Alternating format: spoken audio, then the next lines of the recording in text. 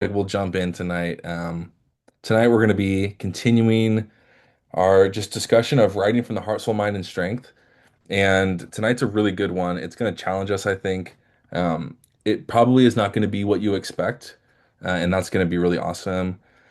And we'll kind of get all caught up. We'll get on the same page. Let's get going. But I'm really thankful that you guys are all here from wherever you're coming in from. And for those who are not on the call yet, I'm glad that you will be here. And I feel like we'll just start the night with a word of prayer. I'll just open us up in prayer, and then I'll just do a brief introduction, a little bit about what we're doing, and then I'd love to just hear from you guys. A lot of you have been on the call before, some new faces, some haven't been here in a while. So we'll just do a quick kind of who we are, where we're from, and just kind of where we are in our songwriting journey. So that's what we'll do, and then we'll get into it. So let me just pray for us, and then we'll keep moving. So Lord, thank you for bringing us together on this call, and for being a God that is able to be with us in all these different places, Lord, that we can be together even though we're so far apart. And Lord, you unite us by your Spirit and through your word. Lord, I pray that tonight, as we just talk about songwriting, especially talking about songwriting in the mind, God, that it wouldn't just be about doing the task of writing a song, but it would really be about responding to the calling you've put on our hearts, that we would see that you have an amazing work to do through us to proclaim your gospel, to proclaim freedom and truth to your people, God. I just pray that you just guide us tonight and open our hearts and minds to hear from you. Amen. Man, Well, for those of you who don't know me, most of you do know me, so I'll keep it short. Um, Worship songwriter, music producer, doctoral student, kind of doing all the things, just kind of wearing all the hats, but they're all sort of around the same world of worship songwriting. My wife and I live here in West Virginia, and been here for about a year now, which is great. I think we're gonna stay a little bit longer because we just starting to fall in love with it. So you're gonna have to like pull us away from here, kicking and screaming, I think, because it's just so beautiful. Babbitt's here. Welcome, Babbitt. And we are doing this kind of interesting thing with Living Liturgy where we're really exploring what it means to write worship songs in the local church all over the world. And the way that we're doing that is rooting what we're doing in a spiritual process that's rooted in the scriptures about writing from the heart, soul, mind, and strength, about making the sound of worship come from the local church and making the story of the worship song come from what God's doing in that local church and just walking with people through that journey in prayers that we can fill in some gaps maybe where the music industry has sort of missed a couple things where we can speak directly to what God's doing in our communities and ultimately respond to what the word says in Psalm 96, which is sing a new song to the Lord and proclaim his glory among the nations. And so we're beginning to see that, and it is just absolutely amazing. Even Bobbitt tonight, he's in calling in from Nigeria. It's about midnight there, I believe. And we've been just writing some songs together. We actually just finished mixing a beautiful song he wrote called The Peace of Jesus, and you guys are going to love hearing this. You're going to be moved. It's going to touch your spirit in a really powerful way because it's just so pure and simple. Um, but even just being at church on Sunday a few weeks ago, just overwhelmed. Like I told these guys on the call yesterday or on Tuesday, just overwhelmed with how expansive God's presence is, you know. And so it's just a really beautiful thing that God's doing, and I'm excited to see what comes next. And tonight's just a piece of that. It's an opportunity for us to just connect and explore one piece of this puzzle together. And, while we do the coaching individually with people and with churches, I really am growing to love these times together because of what you guys share. You guys just seem to get it. And it's amazing to see how the story that God is telling through your life is just intersecting with the thing that He has us doing. And of course, it's because He's the same God, right? So I'm really, really excited for tonight, especially as we talk about the mind. So we're going to go around the screen really quickly. I just want to hear your name, where you're from, so we kind of get a sense of where everyone's coming from. And then just very briefly, so we can kind of stay focused, because I know I can just jibber jabber forever. Um, just where you're at in your journey with songwriting, either generally if it's your first time on the call, or kind of specifically if you've answered that question a few times, like where have you been in the last 30 days? And so I'd love to hear that from you guys. And Amber, you're just the first one on the call, so you are at the top of my screen. So take it away. Well, hello. I'm Amber Hake, Kansas City, Missouri. I am a worship leader for Kairos Church, which is actually in Grandview, but we call ourselves Kairos KC because it's right on the edge of South Kansas City. Nathan and he just helped me complete and produce our first worship song, ever for our church called All For You. It was actually something that I wrote during COVID, and it was sitting in a book for 6 years. And then I found Nathan on Facebook, and the rest is history. The biggest thing going on right now in our church is that we're in the middle of purchasing our building, and we're growing, which is amazing. And it's like we're even toying around with the idea of a second service, which is awesome.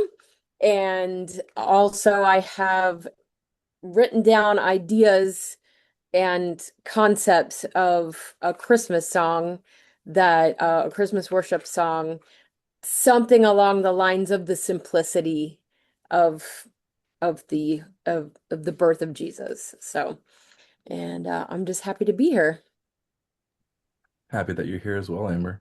and I love Jesus. Yeah, you do. And Amber's got an awesome story. So if you ever want to just get on a call with her, you will be inspired to keep following Jesus. Brian, you're the next one on my screen here. So just tell us where you're from and what you're doing with songwriting right now. Well, I'm from a town in South Texas called Corpus Christi, and I love it because it means the body of Christ. And that's my heart. I'm not currently worshiping on the worship team at my current church, but I have a desire for the unification of the body, and I enjoy worshiping together with people outside of so-called church. And my desire is to see that grow, and whatever that looks like. And a lot of my songwriting is straight from scripture and centered around the idea of unity. Um, in general, that was one of Jesus's main prayers, that we would be one as he and the Father are one, and that's kind of my desire as well. That's why I love what Nathan's doing across the border of the Yes, sir. kingdom, that is. That's right. Yeah, man. Always love having you here. Dell, you're the next one on my screen.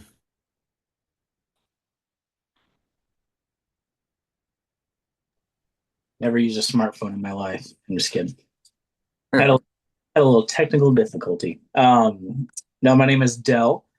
Up here in Northwest Indiana, kissing the bottom of Lake Michigan there. I went to Olivet Nazarene, um, did some classes, and did some worshiping with Nathan, and got a degree in music ministry, which led me to leading worship in a church for about 4 years. And then that led me down to Nashville for kind of another 4 or 5 years. And from there, kind of felt led to come back and get back to the heart of worship and the heart of songwriting and making music again. And really feel called in this season right now to my wife and 2-year-old and I were still trying to settle into church up here, but down here, wherever you're coming from, to the left of here. But kind of were feeling led to bring songwriting into this community is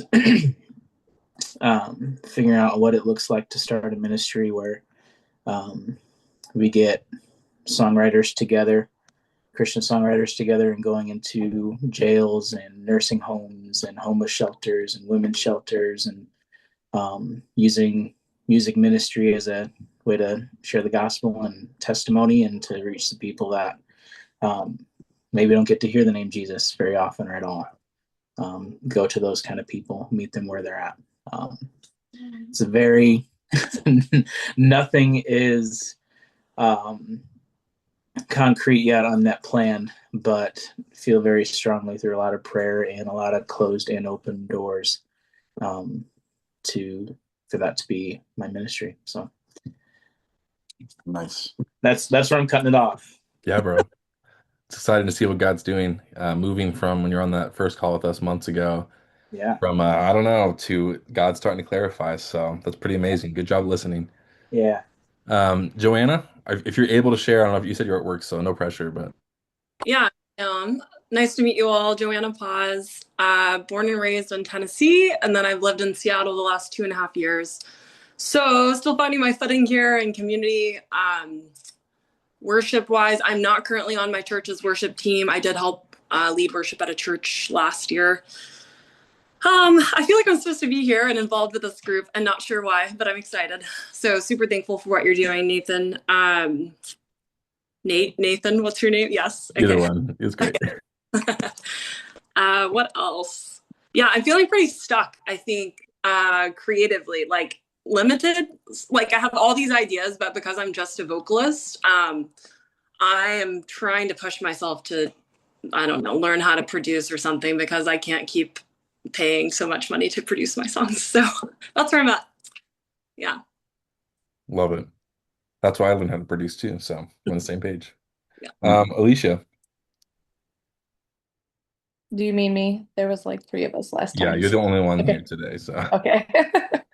So I'm Alicia and I'm from Michigan. I have written a few songs. I'm interested in writing more. And I kind of touched on this last time. We actually have quite a few people interested. We have a handful of people who are getting into songwriting in our church. And so I want to foster that and develop that. So I'm here to learn and grow and then share it with those in my church and just try to encourage that in our church. So great. Glad you're here again. Good to see you again. You can be the only Alicia on this call, so so far, we'll see. Josh, welcome, man. Yeah, man, good too. Thanks for the invitation. Yeah, my name's Josh Sahulik. I live north central Ohio, kind of equidistant between Cleveland, Columbus, and Akron, if you're familiar with that part of the world. Nathan and I are in the same doctoral cohort together, I guess we could put it that way. And I've just been really impressed with some of the things he's been talking about, and I wanted to see for myself, kind of participate in this call. I love songwriting. I think he knows that. I've been writing songs since I was, I don't know, long before I probably should have been, I guess, probably when I was a teenager. I wouldn't want anybody to see them, but I guess they were there. Uh, I felt like I lost my song for about 10 years or so and just really didn't write anything for the last, I'd say, yeah, 10 years and started to pick it up maybe about a year or so ago and starting to gain some traction. So I'm just pumped about fostering songwriting, not just in my own life, but the life of the church, the life of other songwriters, and what God can do and how we can connect together as we worship Him together. That's just thrilled to be on the call with you guys. Yeah, man. I think you'll find many others on this call and on other calls who share a similar heart for songwriting for the church, which I know you have. So, all right, Bobbit, you're the last one on my call here. So great to see you, brother. Thank you so much. My name is Bobby from Nigeria, and I'm so glad to be here. I just appreciate God for how He's been using Brother Nate to be a blessing to me, mixing one of my song, Piece of Jesus. It was a whole experience to me. Like I've been listening, crying, and just enjoying the whole atmosphere. And I was looking forward for this meeting again. So, and I hope to learn so much from you and others today. I trust God to help me become the best that He wants me to be for Him in leading His people in worship. Thank you so much. Yeah, man. Yeah, like I said, Bobbit's written this beautiful song, and Bobbit also leads a worship ministry in Nigeria called King's Heart, and they just had their monthly worship night on Monday, and it was just a beautiful time. So really cool to see what God's doing there in Nigeria in your ministry. We actually were able to share the call with them last month, I believe, and it was just so amazing. Like they have such a hunger for God that really encouraged me, and I know Khalil as well. So really glad that you're here. Well, guys, let's get into this. So I like to start every call, even though most of you have kind of heard this before. It's always good to just kind of start in the same place, just talking about what it is that we're even doing, like in the big picture, in this view of songwriting, right? I mean, we're all on this call because we've written songs before. And, from talking with a lot of songwriters, I don't even know, probably well over 100 songwriters in the last couple months. Um, One thing that I find really consistent is that most of us just write songs, right? Like we just found ourselves writing a song one day. And then we like didn't really like give ourselves permission to believe we were writing songs. And then, maybe the 10th song in or the fourth song in, or if we're really confident, the second song in, we're like, I think I'm a songwriter, right? And so it just kind of happens. And that's my experience as well, where I've been writing songs. I mean, I wanted to be a composer when I was in my undergrad. I thought that was really cool. I just always loved writing music. It's always kind of come to me naturally. I've been doing it for as long as I can remember, really, in my musical journey. But it wasn't until recently that I really started to think through, like, what is it that I'm actually doing? How can this be rooted in the calling that God has on my life and in the scriptures? How can this whole creative process be a biblically based thing that we're doing and not just something that I came up with that I think is a great way to write songs? And I think at the beginning, and this is related to what we're talking about tonight, it kind of came across this like barrier thinking about how am I going to help others write worship songs? And I saw a lot of people and great people talking about worship songwriting mostly from a music industry perspective or a Christian artist perspective, or it needs to sound this way, it needs to have these traits, these characteristics, these things that are really it's really great advice and wisdom for a very specific outcome, right? Which is writing a singable song that's also kind of attractive that maybe could, get carried by another artist or, make it big. There's like a very specific lane. And our passion really became more and more about, okay, well, what's God doing in the local church, right? And how can we empower these songwriters that God has put all over the world and all these churches? I mean, really, I've not met very many worship leaders who said, I'm not really interested in writing worship songs, right? It's a pretty common thing, maybe more than you would realize. And so we kind of started digging into this. I was seeking the Lord on it, kind of put it into words, this whole process. And out of this comes this really kind of beautiful, simple model of songwriting that is like so obvious. It's kind of like, why didn't I think about this before? Right. And it's just writing from the heart, soul, mind, and strength. Okay. Because Jesus teaches us to love him with the heart, soul, mind, and strength. And so we can see our songwriting process as an overflow and expression of our love for God and a response to Him in worship. And what's really important, which is why this call tonight, like I said on the soul call last month, it's maybe one of the hardest calls because it's very like difficult for us to grasp. This call is a difficult call because it's very easy to skip or misinterpret or jump ahead or leave behind. We'll talk a lot about how it's easy to leave behind this heart of worship in this stage of the process, right? So, for those of you who weren't here on the other calls, tonight we're talking about the mind. Next month, we'll talk about writing from the strength that God gives us and that last offering that we have an opportunity to participate in. But when we kind of go back for a minute, and we talked about the heart, which was receiving from God and that receiving that stirring, that moment of inspiration, but also noticing where God is stirring. So we talked about recognizing where God is revealing himself just by his spirit, just the things that we just pick up on about who he is, that just God's really, I just keep noticing how he's holy, right? And strong and mighty. Or I keep noticing that he's just the servant to all, right? These things always kind of, it's just kind of in our world. And then we stop and say, well, what's God showing you about himself? And you go, I think it's this, right? It's already right there. And we talk about noticing where God's stirring in his word. Of course, that means that we have to be in his word, right? But being in the scriptures and what is God highlighting? What are the scriptures that you read in the morning on a Tuesday morning and then you're like, what was that about? Then Thursday afternoon, it's like super relevant, right?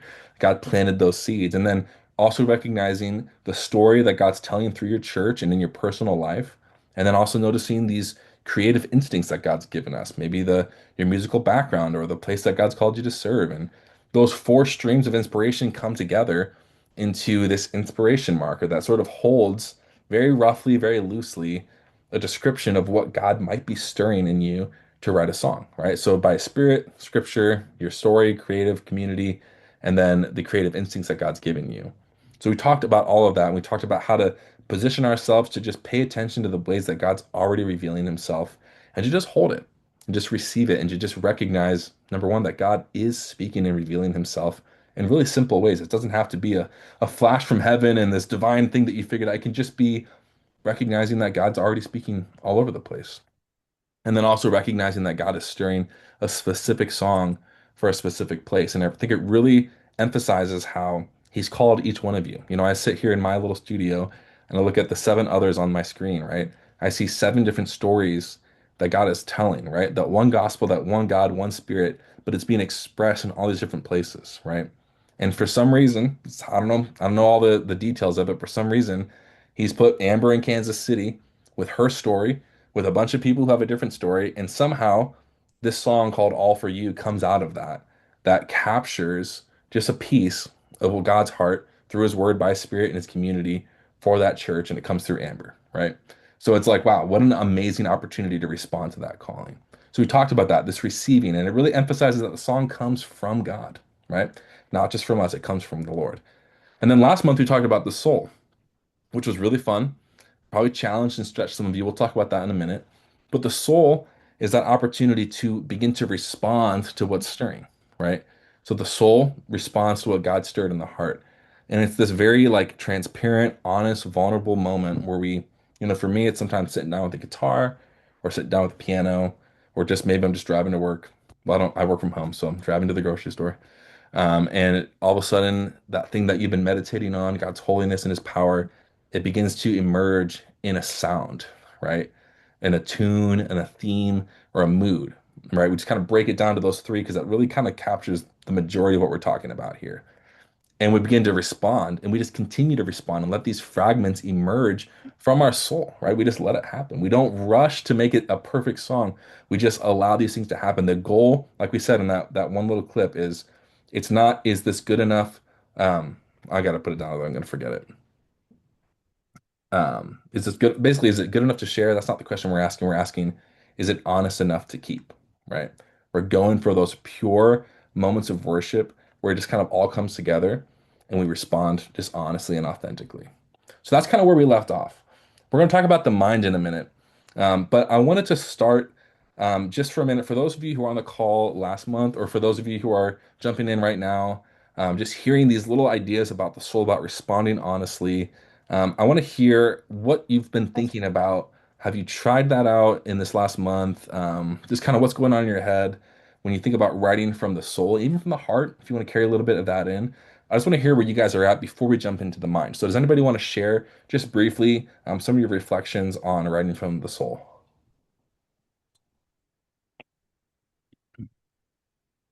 While you're thinking, I'm going to pull up that clip so we can look at it together.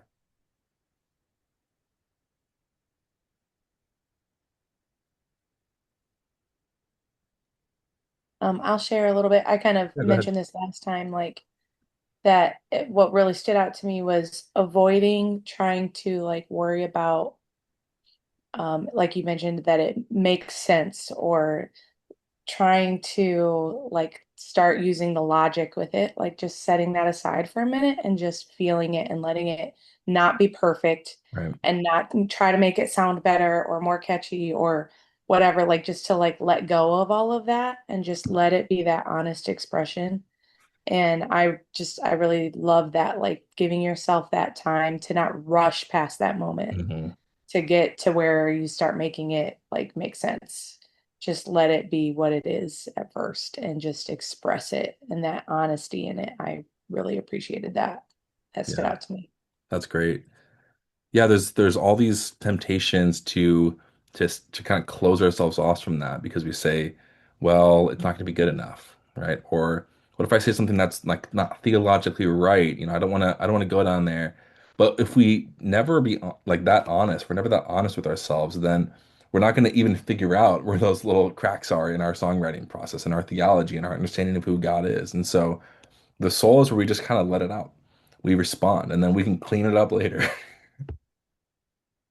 Anybody else? And I just put up here on the screen. This was kind of the most impactful part of the call last month. Just seeing this contrast between what God stirs and then what it means to respond. Yeah, no, I was gonna say, um, kind of giving this a try. My temptation was to go into it, um, like with something prepared in a Right. way, like which is not possible, and um, can get really frustrating if you try to force it. But um, eventually, I was able to. Um, I put my notes on my phone and my voice memos and my, songwriting notebook to the side, and just kind of went in with just an open page, and just really, really let God tell me what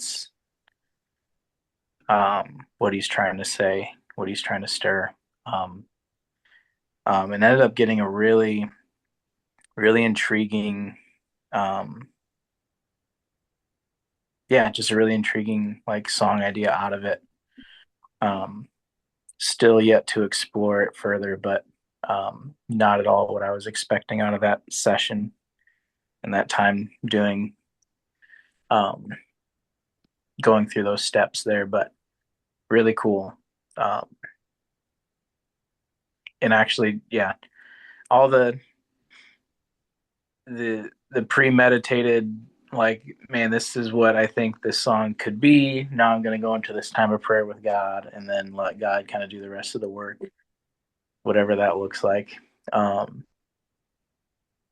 this idea that he gave me was like, it felt like way more, even just by sitting and letting, just kind of opening the in and the out doors of my brain, just letting him work through that. Like, Hmm. the stuff that I felt like he was inspiring me with is way more just like exciting, way more, um, I feel like way more impactful, um, than anything that I think I could have even brought to the table in Hmm. a prayer with God. So anyway, No, man, that's super good. I'm proud of you for pursuing that, even though you kind of that voice that says like, let's structure this more. yep, Um, I'll add to that. Something to have in mind if you're kind of unsure about the soul, and I know we're on the mind call, but we got to bridge that gap, is it's a lot easier, like when you're doing EQ, for example, in a production, you can always cut some of the high end.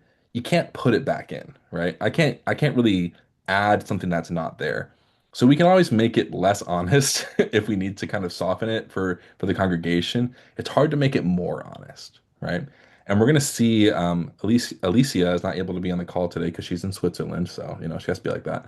But she did a little video working on one of her songs, and she does exactly that. She takes this lyric that's maybe a little bit more particular for her, she kind of flattens it out so more people can relate to it. And so I think that's really important to have in mind. Like we can always make it easier to sing, or easier to relate to, or kind of simplify it if we want to, but it's a little bit harder to go the other direction sometimes. So okay, guys, that's great.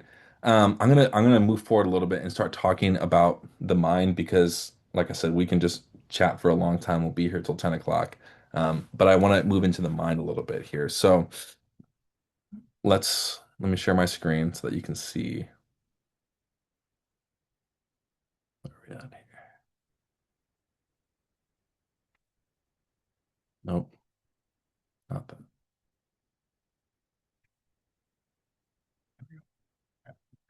Okay, so we're gonna talk about the mind.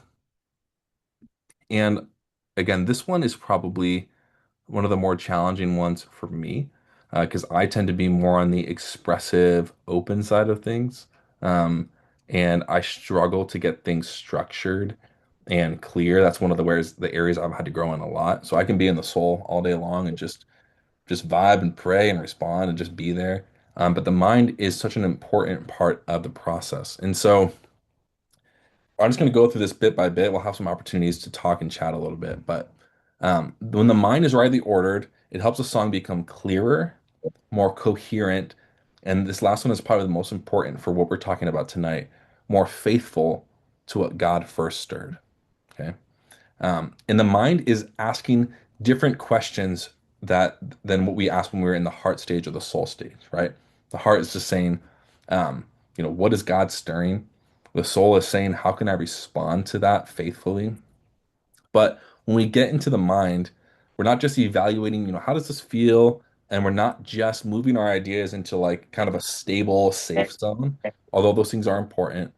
But we're really asking, how can I say this clearly, right? How can what God stirred at the beginning, we talk about receiving from God this song right up here, and then stewarding it through this entire process till we offer it back to Him. How can I, in this kind of moving upward to that final offering, how can I begin to make sure that whatever this song is becoming, I'm saying this clearly so that it can be communicated to others, right? So that's what we're going to be thinking through as we talk about the mind. And for any of you who have gone through a little bit of the Becoming a Worship Writer course on the Living Liturgy website, which again, that's completely free. I encourage you to check it out, even if you just kind of jump through it. There's a lot of good stuff there. But when we begin talking about writing from the heart, soul, mind, and strength, we sort of confronted this reality that we tend to think about creativity in terms of inspiration and craft, right? Things that are inspiring and awesome and fun, and then craft, which is just really hard. And maybe we just like pride ourselves in being really good at mastering the craft of songwriting, which is an amazing thing, and that's not something we shy away from. But or maybe sometimes we like just overemphasize the spirituality of it, right? A lot of times on our connection calls, we kind of start talking about songwriting for the first time, and someone will say something along the lines of, "Well, I just only write when I'm inspired, right? Only when God inspires, then I start writing, or the songs just come all at once, right?" And we talked about a little bit on the last call how I really believe that when that happens to us, it's because we've been in a like a spiritual pressure cooker, right? And it's like all the things are coming in, and we haven't been practicing letting out that creative flow, and it's like right? It just kind of explodes, and then we've got a whole song because we had all this stuff pent up. When in reality, it's a maybe less ordered version of God stirring something over time, and you begin to respond, and then it just kind of all comes out, right? And so we're going to go back to that as we jump forward into the mind, which is to say this movement from the soul to the mind is where we might be tempted to go back to that mindset of, well, songwriting is just 50% inspiration and creativity and 50% crafting and work, right? And what I want to emphasize tonight is that let's not lose that tender responsiveness that we've carried from the beginning, right? We spent so much time in the heart. We didn't even write a song. We just talked about what does it mean to respond to God and notice where He is speaking and moving, right? We kind of put ourselves in this posture of like just receptiveness to God, right? And what I want to make sure that we kind of don't do is move, like I said here in the bottom where it's italicized, move away from worship and into something that's merely technical. Okay. Um, there's some narratives that we might have in our heads when we think about like writing from the mind, right? We might think this is where the real writers take over, right? So I'll kind of come up with the ideas, and then the real songwriters, they're the ones who are gonna really take this thing all the way to the end. Or this is always where I get stuck, like I can't get past this moment. Or maybe we just think like this isn't for me, right? There's a lot of lies and narratives that we can come up with. We're gonna talk about a couple of those in just a second here. But I want to just reiterate there is a temptation here for all of us to kind of put a pause on the worship and spiritual side of songwriting and just jump into the critical, analytical, technical. And, I want to use an example of this, and then we'll start talking about some of these ideas from mixing this song for Bobbit. So, I have a master's degree in music production, so I know how to mix a song, okay? Like I can tell you how to do it. This call can immediately shift to the basics of mixing music and we can have a great time, okay? But what I've learned is that it's not just about the technical aspects of mixing, but there's a creative and spiritual process as well, where I'm literally trying to set my mind to understand what I'm supposed to hear and asking the Lord in the process. Like I'm literally mixing Bobbitt's song, and in the moment, I'm asking the Lord, technical questions like how full should this 200 hertz section be, right? Should I cut this too much, or how do I do this parallel compression so that the voice comes through, but it's not too overwhelming, right? And beginning to see how every element of this is just fully saturated in worship. It's a different way of worshiping with our mind, with the skills that God's given us, but it's still worship. Okay, so I want to show you four places where writing from the mind might feel dangerous. Okay. It might feel like unenticing or maybe just difficult, or again, tempts us to move away from worship into just purely just technicalities and work. So here are four of them. As we kind of go through these briefly, I want you to think about which one of these stands out to you the most. And if something comes to mind, I'd love to just hear from you. because that is one of the best parts about this call is just hearing your guys' experiences of this. So the first one, we kind of talked about it a little bit. When creativity just becomes cold analysis, right? So we just think like, okay, all the fun stuff is already happened, and now I'm just kind of hoping to make this thing sound okay and share this with others.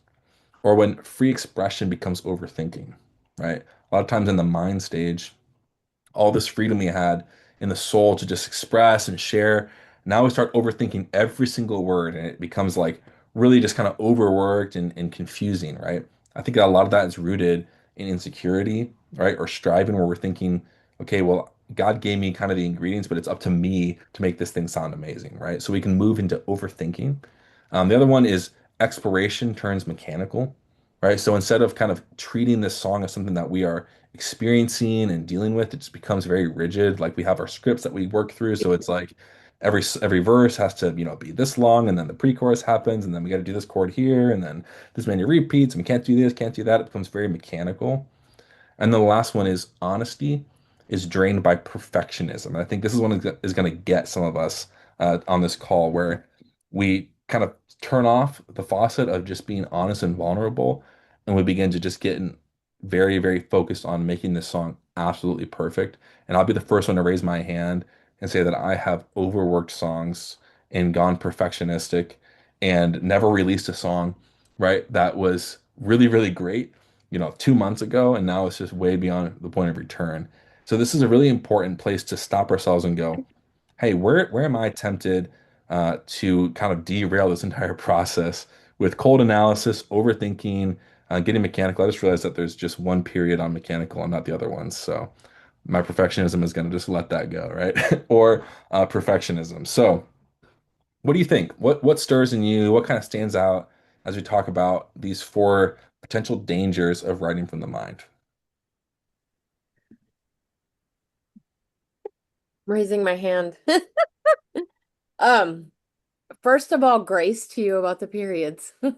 I'm a sped teacher when I'm not at church. So, Listen, from um, someone who literally writes thousands of words a day, I am so terrible at details. I from experience and the experience between you and I with my song, the overthinking and the perfectionism both, and then of course there's the peer review, if you will.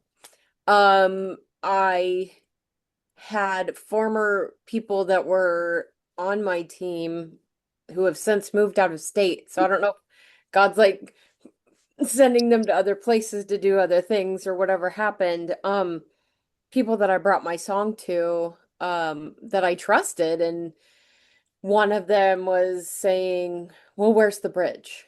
hmm Or I can't distinguish between the verse and the chorus. And so things like that also makes you shrink back into yourself and think, well, maybe I heard it wrong. Maybe it's not supposed to be this way. And that also kind of aligns with the perfectionism, because then you overthink it and you try to make it better. But then I just got frustrated and stuck it in a book. And then fast forward 6 years and I hand it to you and you're like, no, this is good. I'm like, okay then. So another fresh look from someone else put me back into the creativity part of it. And then I just needed a couple of tweaks here and there to finalize. And then we just dove right in from there. It was already there. It was already made. It just needed a couple of things. Yeah. But yeah, I was No, way your overthinking. song, Amber, is a great example of this. Maybe in the future, I'll ask you to use it as an example, or maybe put in a Substack post. But one of the things that was hard about your song was that it was just so close, but there was just a few things that were just a little bit off, where someone else listening without a discerning ear couldn't quite catch the heart and the soul of it. And Right. so the kind of the when I took it, I went, well, okay, there is some soul here. There's a lot of heart. There's a lot of truth. I mean, it's all just straight truths about who God is. And it was like this hinge right here on the mind of going, okay, let's recognize what this song is and then make it come through clearly. And it only took, a couple of chord changes, a couple of rearrangements, and now all of a sudden this song was communicating this beautiful truth about worshiping the Lord. So That's a great example. I'm glad you're on the call because that's exactly where we were at. And you sort of intuitively got the soul, right? That's kind of how you're wired. And so we were ready to go. So, okay, who else? Who else? Anybody else on these? The cold analysis, overthinking, turning mechanical period, or perfectionism?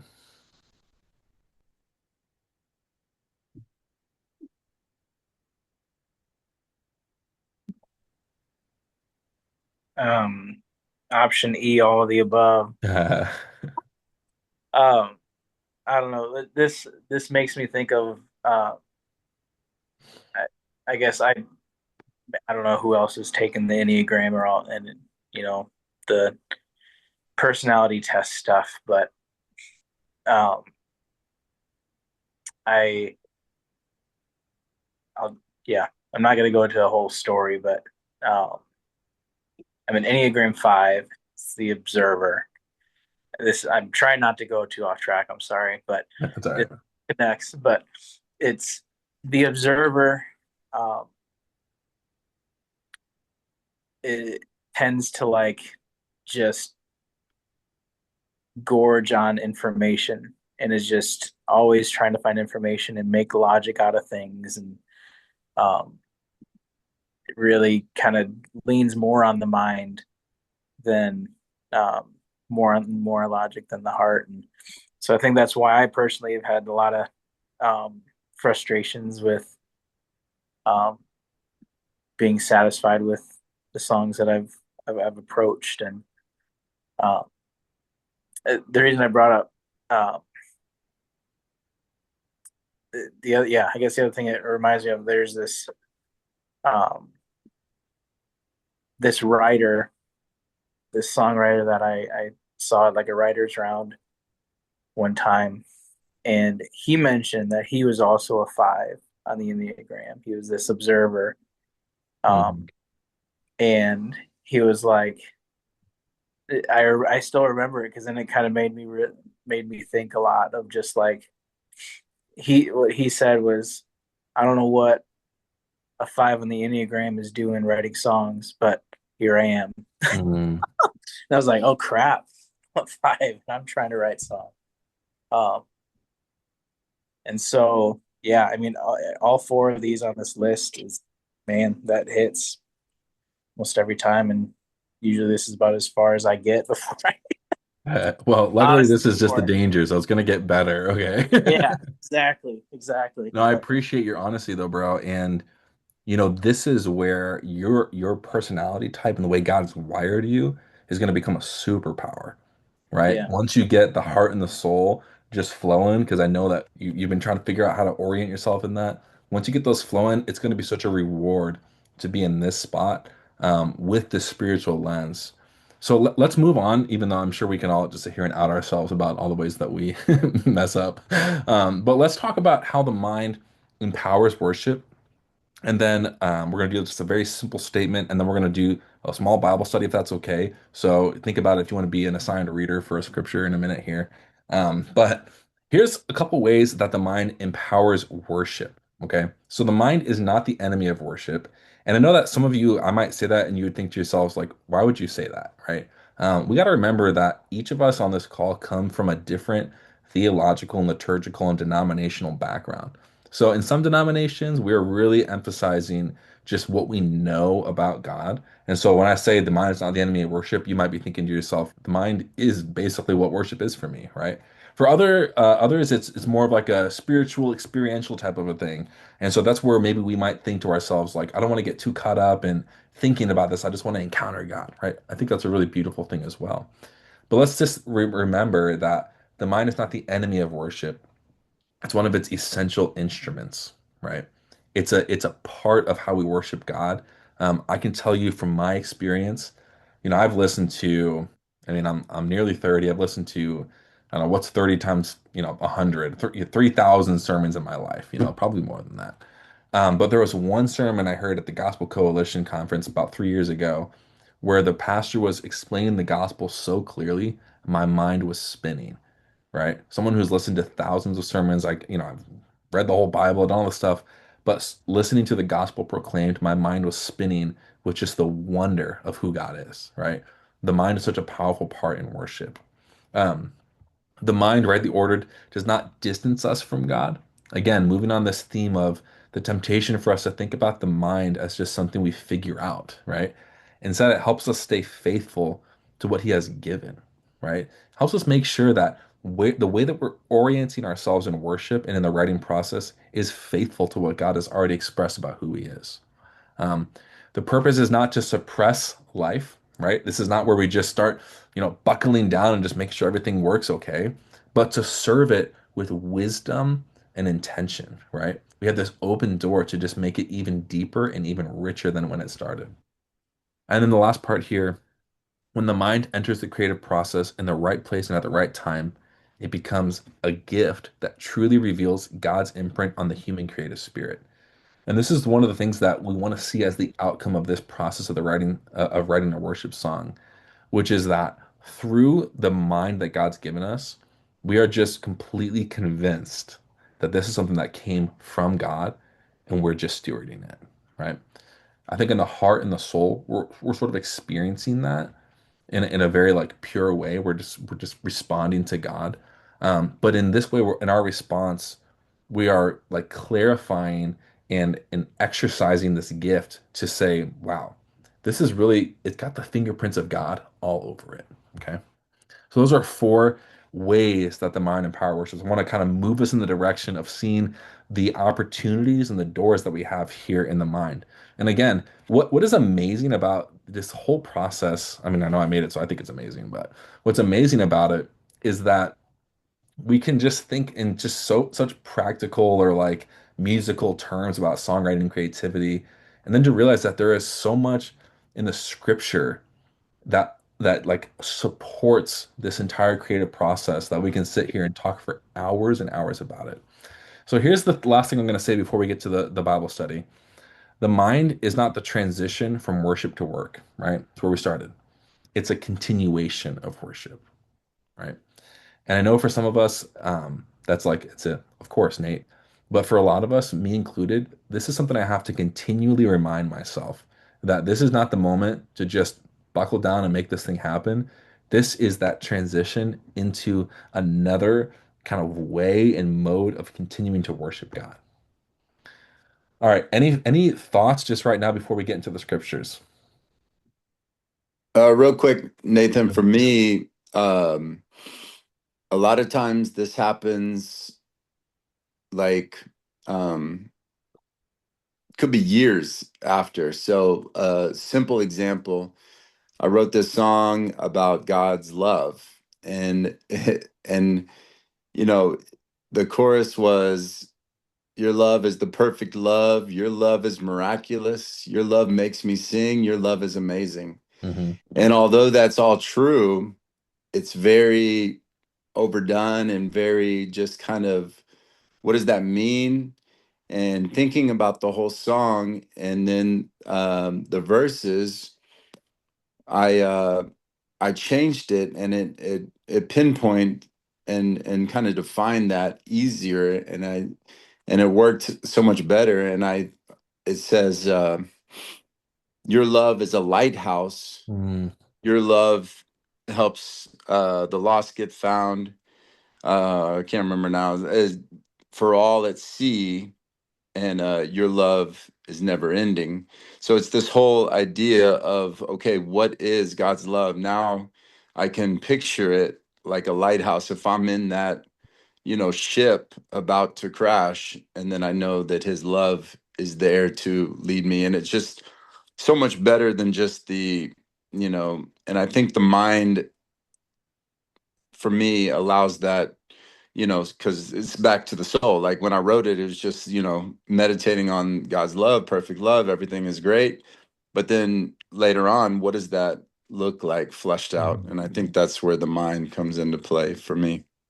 Yeah, I love that, bro, because it took time for you, and we're going to talk about that in a minute here, to see what that song was really saying, and then you were able to, intellectually and creatively as well, make it even clearer. So I think that's really great.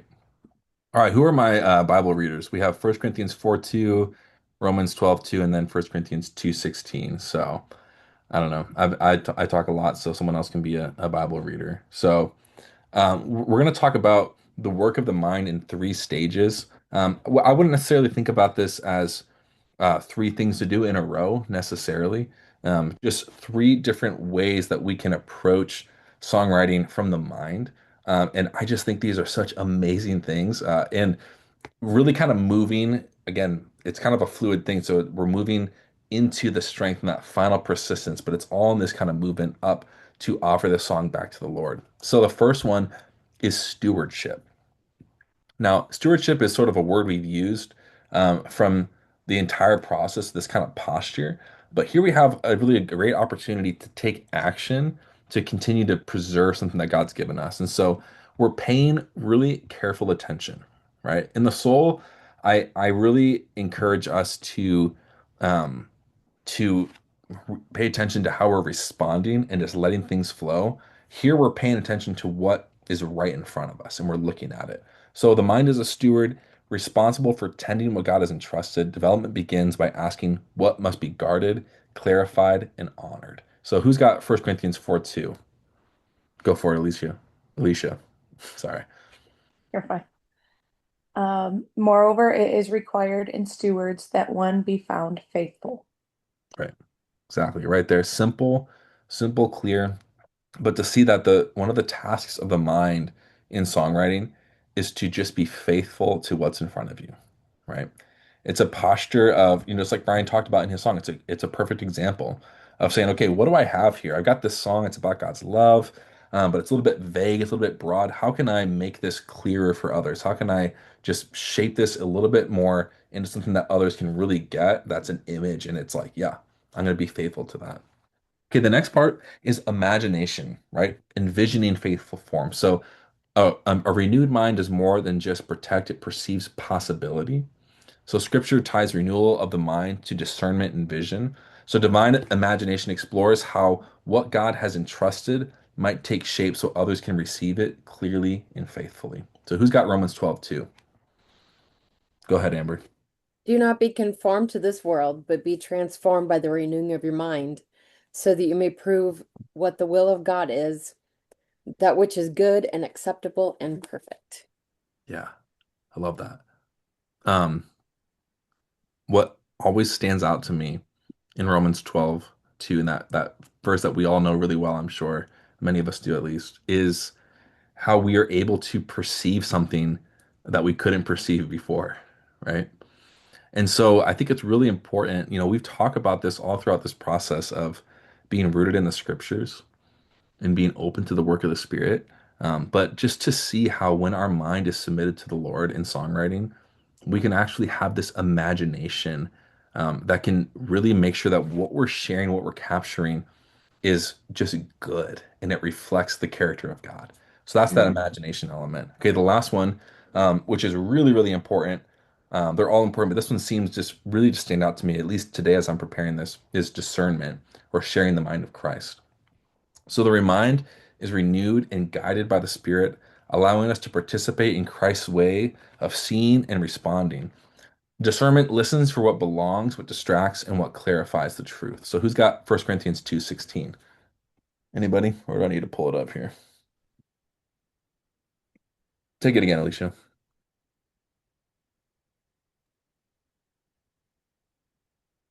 Sorry. Okay, you can hear me. Yep. Um, for who has known the mind of the Lord that he may instruct him? But we have the mind of Christ. Yeah, that's great. Of course, there are many other verses that we could talk about tonight. But I think they're all going to sort of move us in the same direction of stewardship, imagination, and discernment. Okay. So here's the last kind of main point before we move on into some of the practices that we have in mind for like how to actually do this, right? Because we can get really stuck in just talking about it theologically and creatively, but then it comes down to actually doing it. So writing from the mind is about preserving what was true at the beginning, right? We kind of go all the way back to this powerful moment of clarity when we're receiving from God just the things that he's speaking, the things that he's showing us, the things that are true about kind of what we see him doing in our community, in the church that God's called us to, in the world around us, and even just in our personal lives. We kind of glean and harvest from those areas these things that are true. And here in the mind, we've kind of gone out and just expressed and just kind of scattered all these different ideas. And now it's about gathering them together to preserve what was true at the beginning. Okay. Before we go into the practices, I just want to, again, I love hearing you guys' thoughts. Is there anything that's on your mind right now that you just want to share or point out before we move into the practices?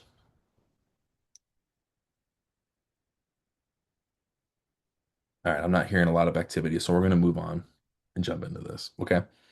So I have these little diagrams. I know it's kind of like nerdy, but it helps me to visualize things. So when we were in the soul, this was kind of coming the other direction, right?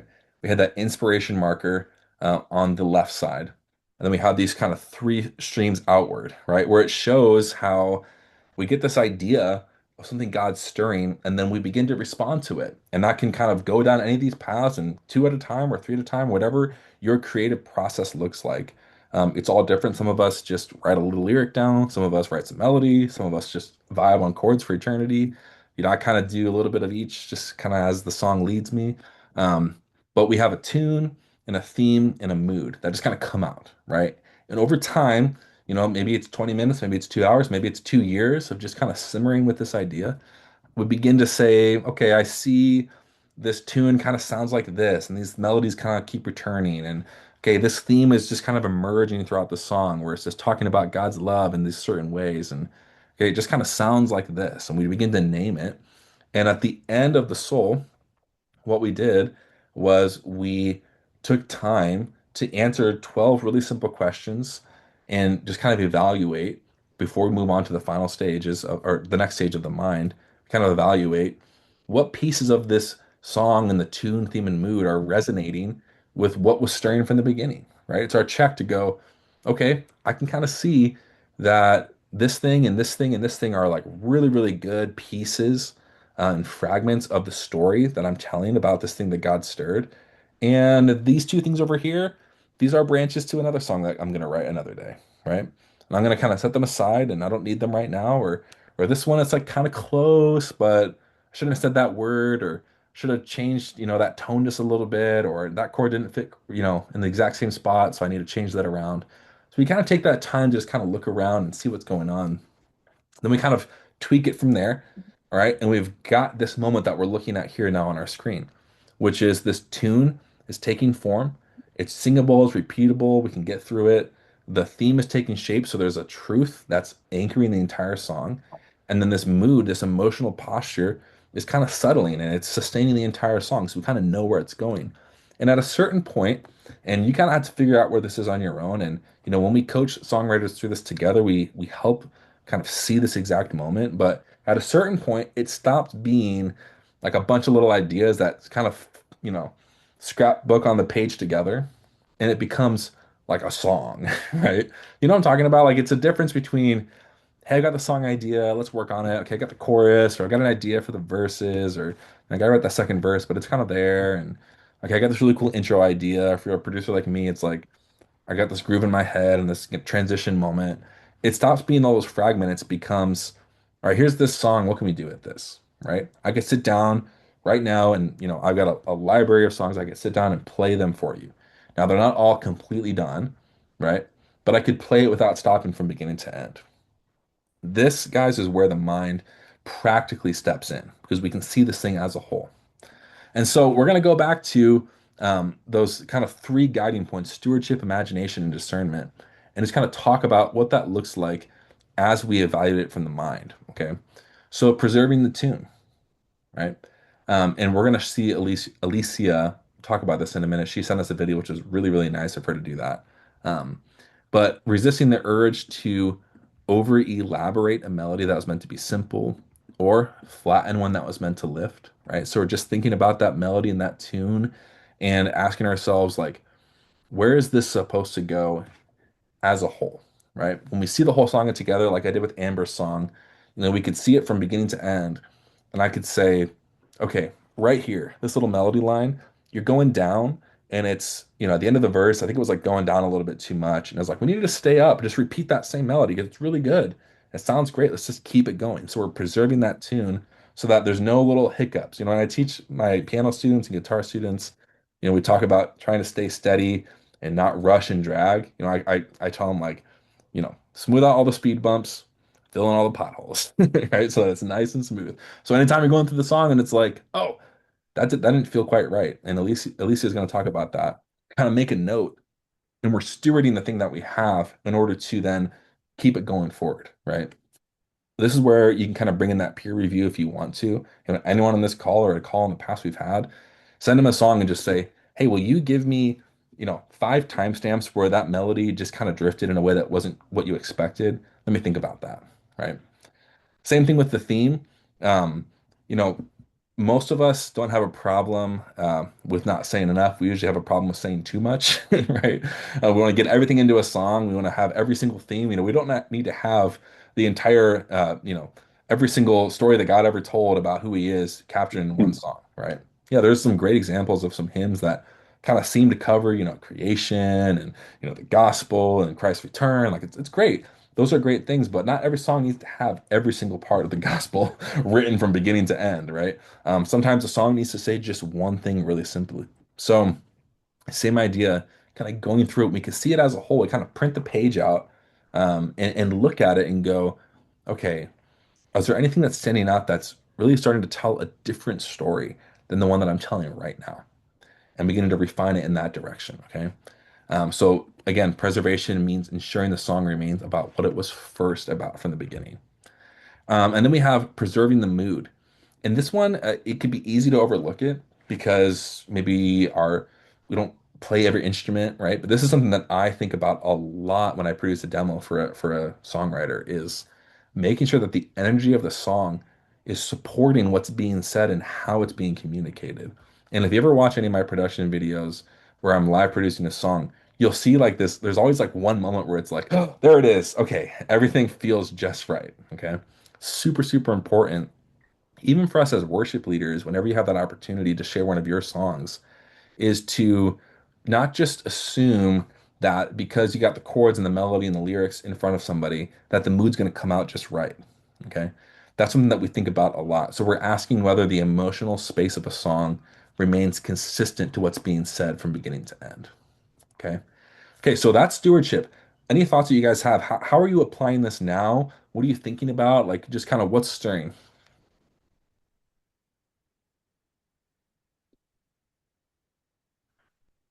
Or is it just still stirring? We'll keep going.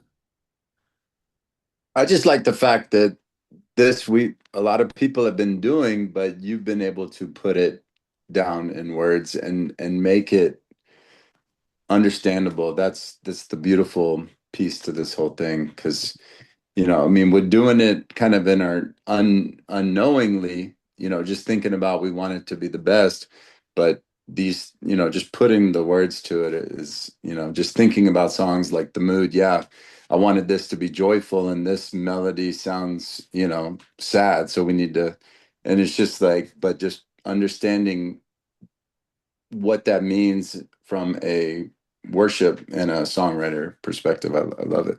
Yeah.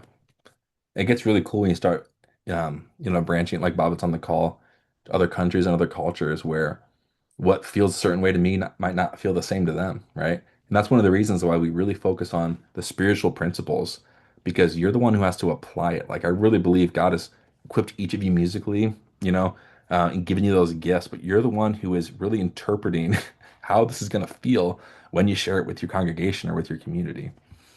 Okay, so I know we're getting to the end here. We don't have too much more to cover, but I wanted to share a video that Alicia sent me, and she sent me two. She sent me one where she's singing the song, and then she sent me one where she is explaining the song. And I've decided I think I'm just going to share them both, even if it puts us crunch time a little bit later. So here is a song that Alicia wrote. She wrote it specifically for our soul call. So if you were on that call last month, then you heard sort of the early version of it. This one's pretty similar to it. For better or for worse, Alicia is just a really good songwriter. And so when she writes the song the first time, it's usually already really good. So that's a benefit for her. But she talks about it really clearly. So we'll enjoy for a moment here hearing Alicia's song. Oh, let's see. Here we go. And then she's going to share with us her process of kind of editing and thinking through the reshaping of it. So let me know if you can hear this with a thumbs up when I start it. Hey guys. All right, so here is the song. I finished it. Well, I finished writing like verses and a bridge, and I have not edited yet. So I want you guys to hear what the song sounds like without being edited. And then I'm going to talk a little bit about like what I think needs to be changed, which is going to be a lot of what we're going to be covering today.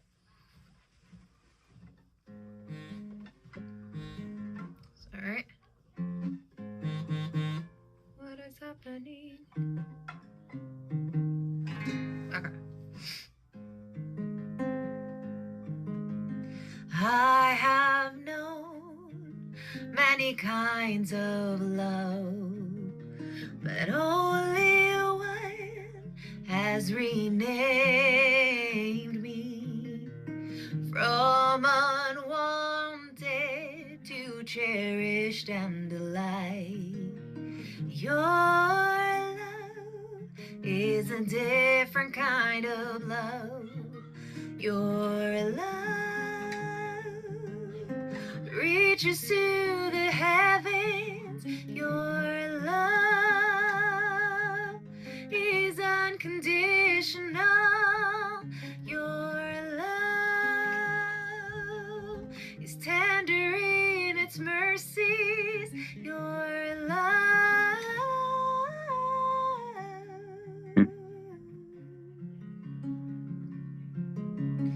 I have tried to earn my way through life, always feeling rejected,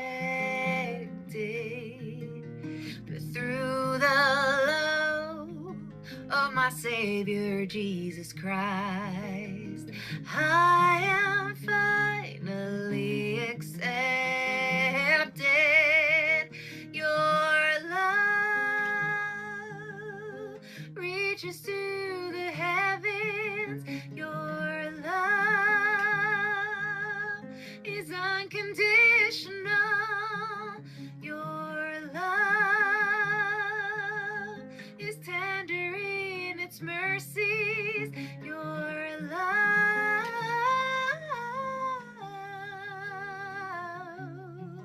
your love, it reaches to the heavens.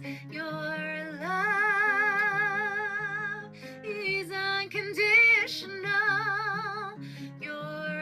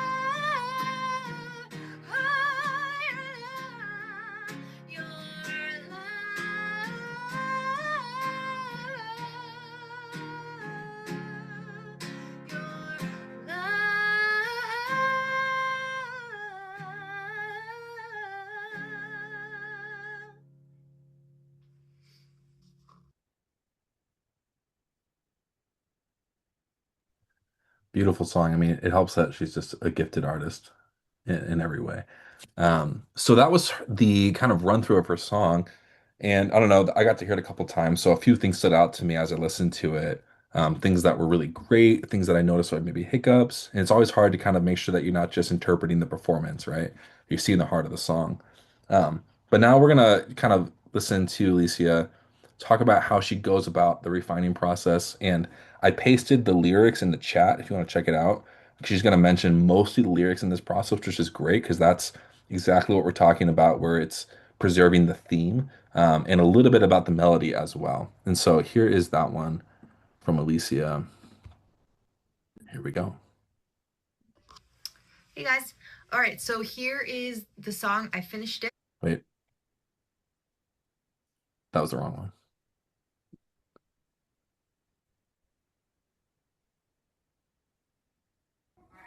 Here we go. All right, so when I think about this song and I think about lyrically what fits, what doesn't fit, I really like verse 1. And the only thing that I'm going to be asking myself is if I'm leading this, you know, for a group of people, are they going to be able to relate with from unwanted to cherished and delight? And so that would be a question that I would be asking myself. Then when I go to verse 2, I have tried to earn my way through life. I think most of us can relate to that. Always feeling rejected. That's not necessarily a universal thing. But what I mostly don't like about that line is that I'm going, always feeling rejected. Now, if I was just like, if this was just a song on an album I'm writing and I'm not planning on leading it, no problem. I can sing it, no problem. But if I'm trying to get other people to sing with me, going, always feeling rejected, breaking up feeling like that and having that, you know, it just doesn't fit. So I'm going to be thinking through that of like, okay, that's going to be hard for people to sing. And then I am finally accepted. That's easier to sing than feeling rejected. Finally accepted is easier to sing. Still not great. So those are two things that I'm going to be thinking about in verse 2. And then I really like the chorus. I don't know if there's anything lyric-wise that I would change in that necessarily. When I go to the bridge, I really want this to be like the biggest. Like up to this point, the song is like pretty tender. It's like, it's very sweet. But then I want it to be this like really strong stance of like, I surrender to this love. I had originally written who proved himself on a cross. That's really hard to sing. So I surrender to this love, who proved him, who proved. That's hard to sing. So I would probably go, that proved himself on a cross. I feel like that is going to be singer, that, instead of who, that's hard for me to sing. It's going to be hard for anybody else to sing. Oh, Jesus, you are enough for me. I surrender to your love. I like that. I feel like that flows really well. So that's kind of with the song that I do some editing. I know that like when we're doing the soul, it's a lot of just like letting what comes out comes out. I've been writing songs long enough that I do edit some. There are a lot of times where I write things down where I'm like, oh, that's not exactly how I'm gonna say it, but it gets the gist of it across. And that's perfectly fine to do. I do edit some in my mind as I'm going. But that's kind of what I'm thinking as far as like finishing this song is like, I need to think through, is feeling unwanted and then cherished and delight, is that universal enough for verse 1? For verse 2, there's two lines there that are not super singable, like unless it's like just me singing on a song, you know, like if it's me leading a congregation, like, or a group of people, that's not super singable. And then again with who proved himself on a cross, that in the bridge doesn't quite fit. I think I'm going to change that who to that. So there you go. There's a little glimpse of what it looks like to apply now. We've been intentional. We've noticed about what God is speaking to our hearts. We've let, I've just let my soul express what it needs to express. And now I'm going through and I'm putting on the lens of, you know, not only is this song fit, but specifically if I'm writing this for a congregation, there's those sorts of things that I have to think about. There are more considerations if I'm going to be inviting a group of people to sing with me versus just me as an artist on a song that I'm recording. So there you go. Sorry I can't be with you guys. I am in Switzerland eating croissants and very happy about that. Anyways, okay, I will see you guys soon. Bye.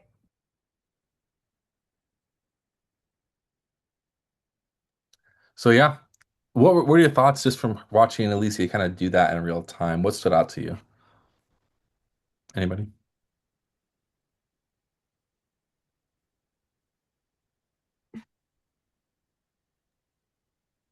Yeah, I would just say I think it's a good process. I think that her ideas of what is her audience and who is she writing for. Sorry, if I'm in a thunderstorm, so if you hear all the rain, that's what it is. You're good. But no, it's a good process. I think that that's kind of similar to my own. Like get things out extemporaneously as they're coming to you, and then edit out the ideas for clarity later. I love what you said earlier about stick to a theme. Like, so we're all trying to tell a story. That to me is the biggest part of songwriting is that I'm trying to tell a story. And I think I'm trying to tell what I think is the greatest story the world's ever known, right? Right. And that's the story of the Bible. And in some way, some small way, whether it's my own experience, whether it's something from the Bible itself, and then how can I, as clearly and precisely as possible, do that? Um, and sometimes there's simple things like, even looking at the lyrics, one of my favorite takeaways is if you don't say it that way, don't sing it that way.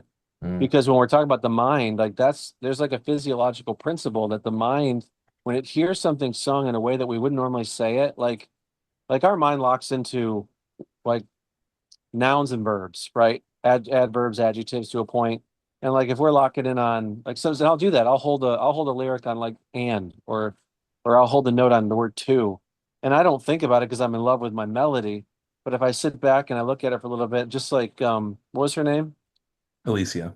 Alicia was doing, like rock solid, like, hey, let's go back on this and be like, no, that's not the word I want to emphasize in this line. Like, let's move it a little bit. So I love that process. The editing process um is just as much an act of worship, I think, as the writing process. And in fact, from the work standpoint, there's a phrase I love from Benedictine monks, and that is they called it praying and working. And Hmm. they were just like worshiping and working were no different. They were the same thing. It was just like what we did all day. So to me, that's what the songwriters do. When we're editing, whether we're writing, whether we're producing, like it's all an act of worship. So that's just kind of my takeaway from what I saw. I love what she was doing. Yeah, that's great, man. I love how you also pointed out how like we kind of gravitate towards certain types of words.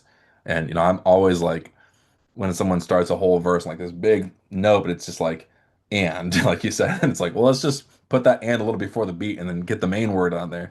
So these are little details, but yeah, really good stuff. So I know we have about 5 minutes left here. I think we have enough time to get through the rest of it. Um, Hey, real quick, Go Nathan. ahead, brother. I don't know if she'll see this or not, but I would. My favorite line is the one she said she doesn't know if she wants to keep, and I Mm, think that identity piece is very relatable. So that is beautiful. Only one has renamed me from unwanted to cherished and delight. So I would say if she's asking me, keep it. yeah, that's great. I think that's a good encouragement as well because I like that, love that lyric as well. It's really, really powerful. So guys, we have two more parts of this, but we're not going to go through it too detailed just because we don't need to kind of catch the gist of it. So this imagination element of it, this is, Alicia was doing a little bit of that here. She was much more on the stewardship side, so I wanted to kind of leave it there. But when it comes to the imagination, when we see the song as a whole and we kind of step back, we can really clearly see really amazing opportunities with simple changes, simple tweaks to just bring something more clearly out. This is one of the main things that I do when I get a song from another songwriter and I'm imagining how this thing is gonna kind of take the final shape. These are like some of the things that go through my mind where it's like, especially in the production side of it as well, I was kind of moving that direction is, okay, really what's like the main thing that's kind of standing out? A great example of this is a song that's going to be released soon that we wrote with Living Liturgy with a writer named Madeline Ruth. It's called We Give Thanks. And it was like, this great song. She had it going. It was awesome, great words, great melody. But there was this one little line, and it was like, over and over, you went that far. Because that's the kind of God you are. Very simple. And I was like, that's really good. That's something that you have to hold on to because that line says something really, really clearly with the melody and the space. And it was just kind of thrown in there.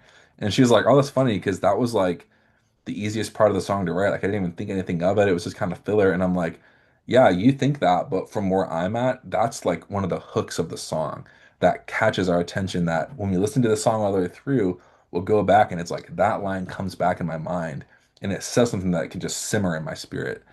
Using repetition, taking little things away that just are unnecessary, just kind of rearranging the form, these little details, imagination, where Alicia was doing a little bit of it. There's opportunities when we see the song as a whole to just kind of move a few pieces around and make something really, really impactful. Okay.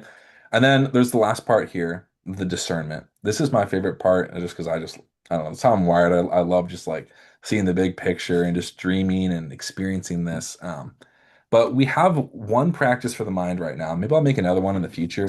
Um, but the spiritual practice that we have on our website on the song formation flow, it's a practice of discernment. Okay.